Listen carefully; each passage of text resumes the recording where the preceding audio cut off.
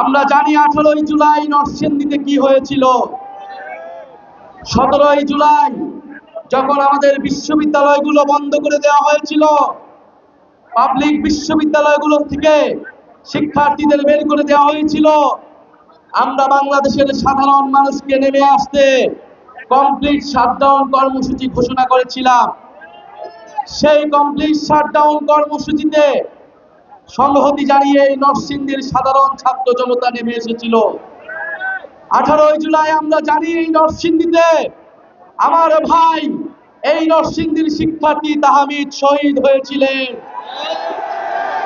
15 বছর বয়সী মাত্র ক্লাস 10 এর শিক্ষার্থী তাহমিদকে গুলি করে হত্যা করেছিল ফ্যাসিস্টরা।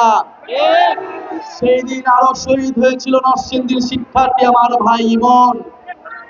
এই নরসিংদী জেলার 22 জন শহীদ রয়েছে। আমরা সেই তাহমিদকে আজকে স্মরণ করছি। আমরা আমাদের 22 জন শহীদকে, এই নরসিংদীর শহীদকে শ্রদ্ধা ভরে স্মরণ করছি। আর একটি কথা বলতে চাই, প্রিয় নরসিংদীবাসী, আপনারা জানেন এই অন্তর্বর্তী সরকারে আমাদের 2 জন ছাত্র উপদেষ্টা রয়েছে এবং এই 2 জন ছাত্র উপদেষ্টাকে নিয়ে সম্প্রতি নানা ষড়যন্ত্র এবং নানা অপপ্রচার চলছে। আমাদের এই 2 জন ছাত্র উপদেষ্টা আমাদের জাতীয় নাগরিক পার্টির কেউ নয়, কিন্তু তারা গণ অভ্যুত্থানের প্রতিনিধি।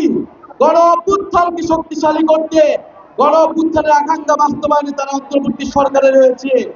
তাদের বিরুদ্ধে ষড়যন্ত্র করে তাদেরকে বাধ্য করা হচ্ছে, তাদেরকে পদত্যাগে বাধ্য করার চেষ্টা করা হচ্ছে। এই সকল ষড়যন্ত্রকে আপনারা রুখে দিবেন।